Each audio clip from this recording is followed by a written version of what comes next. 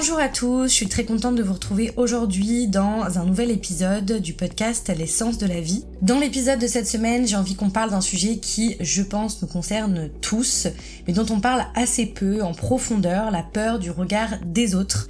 Cette peur qui nous fait parfois nous retenir, nous adapter, jouer un rôle, cacher nos émotions ou encore nos opinions. Je vais vous partager mon expérience personnelle, ce que ça a provoqué chez moi, cette peur du jugement, dans ma tête mais aussi dans mon corps, et surtout comment comprendre ensemble ce que cette peur vient protéger et comment commencer à s'en libérer. Je m'appelle Candice, je suis psychopraticienne et à travers mes accompagnements, j'aide à libérer les blocages émotionnels, à réconcilier le corps, le cœur et l'esprit et à retrouver une vie plus alignée. Si cet épisode t'a plu, n'hésite pas à le partager à quelqu'un de ton entourage qui pourra en avoir besoin. Et si tu veux soutenir le podcast L'essence de la vie, tu peux aussi laisser une jolie note ou un commentaire. Ça m'aide énormément et ça permet au podcast de toucher encore plus de personnes.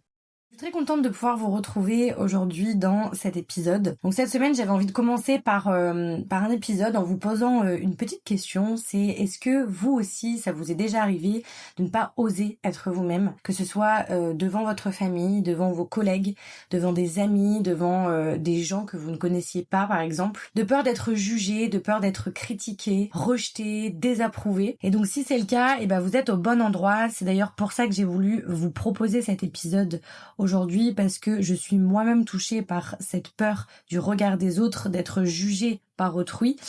Et donc cette peur-là, je vais d'abord vous expliquer d'où elle vient et pourquoi elle s'est créée plutôt. Donc la peur du regard des autres, elle va protéger quoi ? Elle va protéger de la peur du rejet, de la peur de ne pas être assez, de la peur d'être exclu, de la peur d'être humilié. Et bien souvent, ça vient de très loin, cette peur, d'un moment où on s'est senti jugé, où on s'est senti peut-être comparé, pas assez bien, moqué. Et notre système nerveux, lui, va enregistrer ça. Alors il va le mettre en place une stratégie comme il a l'habitude de faire. Donc par exemple la suradaptation, le perfectionnisme, le masque social aussi qu'on peut porter à certains moments, l'hyper-contrôle, l'effacement. Et le corps, lui, va suivre. Donc ça peut être une boule au ventre, une boule dans la gorge, le plexus solaire qui va se contracter, le centre de l'estime et du pouvoir personnel d'ailleurs. Ça peut être aussi donc la gorge nouée, l'expression qu'on va retenir, ou le cœur qui s'accélère dans les moments où on va ressentir cette peur. Et donc ça, c'est le système nerveux qui va être en alerte sociale. C'est pas dans notre tête, c'est vraiment dans notre corps que ça va se jouer. Et c'est notre corps qui va essayer surtout d'éviter une ancienne douleur qu'il a vécue dans le passé. Mais le problème, c'est que plus on a peur du regard des autres, plus on va s'éloigner de soi-même et on va devenir une sorte de version acceptable mais pas authentique. On va attirer des relations où on va jouer un certain rôle, où on va attirer des situations où on n'est pas pleinement nous-mêmes. Et surtout, ce qui se passe dans ces moments-là, c'est qu'on va énormément s'auto-juger. Parce qu'en réalité, souvent, le regard des autres, il va faire moins mal que celui qu'on va se porter à soi-même. Et c'est d'ailleurs ce qui se passe chez moi. Et cette peur-là, elle est présente pour moi en tout cas depuis des années, et je pense que d'ailleurs cette peur du regard des autres, elle est présente pour chacun d'entre nous depuis toujours, parce que enfant, on va dépendre totalement du regard de l'autre pour survivre, et le regard de nos parents, de nos figures d'attachement, et en fait ça va être notre sécurité. Et d'ailleurs un enfant comprend très rapidement une chose, c'est que si il est aimé, il est en sécurité, et s'il est rejeté, il est en danger. Alors il va observer, il va s'adapter, il va ajuster son comportement, et s'il ressent que certaines émotions dérangent, il va les cacher. S'il sent qu'il est trop bruyant, trop sensible, trop intense, il va avoir tendance à se réduire. Et s'il comprend qu'il est valorisé quand il est sage, qu'il est drôle, qu'il est performant, fort, gentil, alors c'est ce qu'il va devenir, parce qu'il va tout simplement chercher à rester aimé. Et bien souvent, la peur du jugement à l'âge adulte, c'est juste cette vieille stratégie qui va continuer. C'est pas un manque de confiance, c'est un mécanisme de protection qui date de ce moment-là, de l'enfance, de longtemps. Et le problème, c'est qu'aujourd'hui, on n'est plus cet enfant dépendant. C'est notre système nerveux, lui, qui réagit encore, comme si notre amour, notre valeur ou notre sécurité dépendait du regard extérieur. Donc pour ma part, je pense que cette peur, elle a toujours été là, comme je vous le disais, mais de ce que j'ai pu remarquer, c'est qu'elle s'est amplifiée avec le temps. En fait, cette peur, je pense que je la ressens surtout dans les contextes sociaux. Donc quand je vais rencontrer de nouvelles personnes, quand je vais sortir avec des amis, quand je suis dans un groupe où, par exemple, je me sens pas totalement en confiance. Et ce qui est intéressant, c'est que c'est pas juste mental, c'est vraiment physique, ce que je ressens et ce qu'on peut ressentir lorsqu'on a cette peur du jugement d'autrui. Ça peut être cette boule dans le ventre, ça peut être le cœur qui s'accélère, le corps qui est un peu plus tendu, le fait de réfléchir davantage à ce qu'on va dire, à comment ça va se passer, à anticiper, en fait à être dans une suranalyse et dans un surcontrôle du moment qui va se passer. Et c'est s'observer aussi presque à l'intérieur, comme si on allait analyser chaque détail de notre personnalité et de la personnalité des personnes avec qui on va se retrouver à ce moment-là. Et donc, dans ces moments-là, on peut aussi avoir tendance à porter le masque social de la peur du regard des autres. C'est un petit peu comme ça que j'ai envie de l'appeler, parce que ce masque-là, c'est un peu le masque qu'on porte lorsqu'on est dans ce genre de situation de malaise, d'anxiété aussi un petit peu, on pourrait dire. Et donc pour ma part, avant, mon masque c'était celui du clown. Je pense que j'en faisais beaucoup, je parlais beaucoup, je riais beaucoup pour fuir un petit peu cette peur que je ressentais. Mais en réalité, c'était pas forcément spontané, c'était plutôt une stratégie. La stratégie de me dire que si je suis drôle, on va m'aimer, que si je suis intéressante, on va me garder, que si on voit que je suis dynamique, et ben on va pas remarquer le fait que je suis mal à l'aise, le fait que je doute. En fait, c'était vraiment d'en faire des caisses et des caisses pour pas qu'on remarque finalement cette vulnérabilité en moi. Et le masque, il va servir à contrôler le regard des autres. Il va donner surtout l'illusion qu'on maîtrise l'image qu'on renvoie. Et si je crois que cette peur est plus forte aujourd'hui qu'avant, c'est sûrement parce qu'aujourd'hui, j'essaye, du moins, je pense que j'ai fait tomber un petit peu ce masque et qui me permet d'être plus authentique, parce que finalement ce qui se passe dans ces moments-là, c'est qu'on va venir juger la personnalité qu'on a avec ce masque, parce que bien évidemment ce n'est absolument pas naturel, et finalement plus on va vouloir se cacher et cacher ce qui se passe, plus l'extérieur va voir et trouver que quelque chose cloche. Et donc dans ces moments-là, quand on commence à enlever ce masque, on se rend compte qu'on se sent extrêmement vulnérable, et plus on va chercher à être aimé, plus notre système nerveux va paniquer et se mettre en alerte, parce que finalement il n'y a plus d'armure, il n'y a plus cette chose qui nous permettait de nous cacher. Alors la peur va s'intensifier, enfin du moins pour moi c'est ce qui se passe, pas parce que on régresse, mais plutôt parce qu'on est en train de sortir d'un ancien mécanisme, et ça va être très inconfortable, mais c'est ce qui va nous permettre de plus porter de masque et surtout d'aller travailler en profondeur sur cette peur pour vraiment s'en détacher et s'en libérer. Et d'ailleurs, je pense que ce qui peut nous aider quand on est sujet à cette peur du regard des autres, c'est pas de chercher à ne plus avoir peur, d'arrêter d'avoir peur. C'est quand on commence à se demander de quoi on a peur exactement.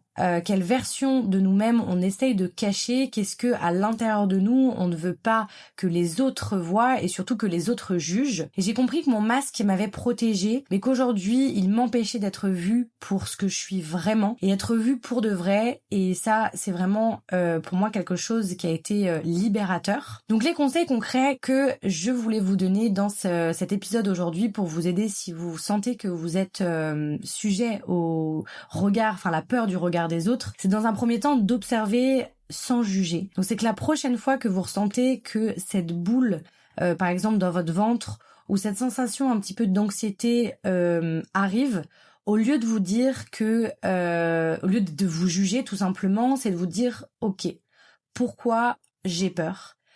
Qu'est-ce qui se passe réellement dans mon corps? Et c'est déjà de pas être en combat avec ce qui se passe, mais plutôt de laisser venir les sensations, parce que bien souvent on a tendance à vouloir combattre ce qui se passe à l'intérieur de nous parce que c'est pas agréable, et quand c'est pas agréable, on n'a pas envie de le ressentir, alors qu'au contraire plus on va être en combat avec ces sensations et cette peur qui vient juste nous donner finalement une information de notre corps, plus elle va s'amplifier. Et donc l'objectif c'est vraiment de venir simplement écouter et ressentir, même si c'est pas toujours agréable. Le deuxième conseil, c'est de poser une main sur votre ventre et de faire des exercices de respiration. Donc ça, vous pouvez en trouver avec par exemple la cohérence cardiaque. Voilà, la respiration, ça va vraiment permettre de réguler le système nerveux et de venir un petit peu apaiser tout ce qui se passe à l'intérieur. Le troisième conseil, c'est de venir tester l'authenticité progressivement. Donc pas besoin d'être radical, c'est de commencer petit à petit à oser dire une vraie opinion, à peut-être oser dire non, à oser être silencieux quand on n'a pas l'habitude de l'être. Et c'est surtout oser sortir un petit peu de sa zone de confort, oser aller dans cette peur-là, parce que plus on va y aller, plus on va se rendre compte que finalement il n'y a pas de danger et que c'est notre système qui nous renvoie à cette peur, mais que finalement cette peur elle est plus passée que présente. Et il y a aussi quelque chose d'important que j'ai compris avec le temps, c'est que la peur du regard des autres, elle est bien souvent aussi le reflet du regard de ce que l'on se porte à soi-même. Parce que plus on va avoir tendance à se juger intérieurement, plus on projette ce jugement à l'extérieur. Et si à l'intérieur de nous, on se dit qu'on n'est pas assez intéressant, qu'on n'est pas assez intelligent, qu'on n'est pas assez légitime, qu'on n'est pas assez bien finalement, alors le regard de l'autre, c'est à ce moment-là où il va devenir une menace. Mais quand on commence à travailler sur notre propre estime, quand on apprend à se regarder avec plus de douceur, plus de compréhension, le regard extérieur va perdre de sa puissance. Il va pas disparaître totalement bien évidemment, mais il va déjà moins définir notre valeur et moins définir qui l'on est. Et ce travail-là peut parfois demander d'être accompagné. Être accompagné, que ce soit en thérapie, en travail psycho-émotionnel, en hypnose, en EFT. Il y a énormément de techniques qui peuvent vraiment permettre de revisiter cet endroit-là aussi de sécurité en nous et de faire comprendre que la valeur des autres ne définit pas qui on est. Ça, c'est quelque chose aussi, un conseil que je peux vous donner, c'est de venir vous le répéter, de vous écrire ces phrases pour faire comprendre à votre système que ce que les autres pensent de vous ne vous définit pas, parce que ça peut être une croyance qu'on a beaucoup et qu'on a créée justement à l'enfance. Souvent, cette peur, elle est ancienne. Elle touche justement à qui on a été enfant, aux blessures qu'on a vécues, aux mécanismes qu'on a mis en place pour survivre émotionnellement. Et d'aller un petit peu explorer ça va vraiment permettre de comprendre d'où peut venir cette peur, de la libérer aussi, et surtout de reconstruire un regard intérieur beaucoup plus solide avec nous-mêmes. Parce qu'au fond, c'est pas le regard des autres qui nous fragilise, c'est le manque de sécurité à l'intérieur de nous et le regard que l'on va se porter à nous-mêmes.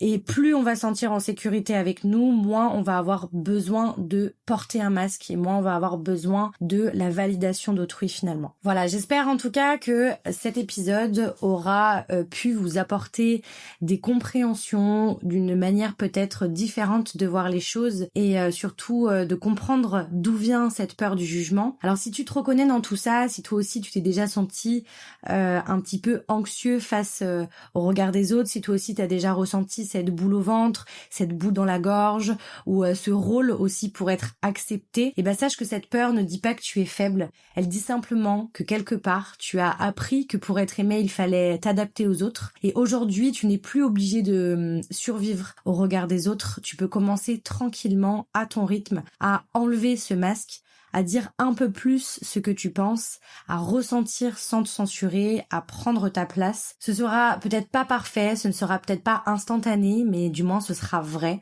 Et peut-être que la vraie liberté, c'est pas que les autres arrêtent de nous juger, c'est plutôt que leurs regards ne définissent plus qui nous sommes. On se retrouve la semaine prochaine pour un nouvel épisode. Merci beaucoup pour votre écoute et d'ici là, prenez soin de vous.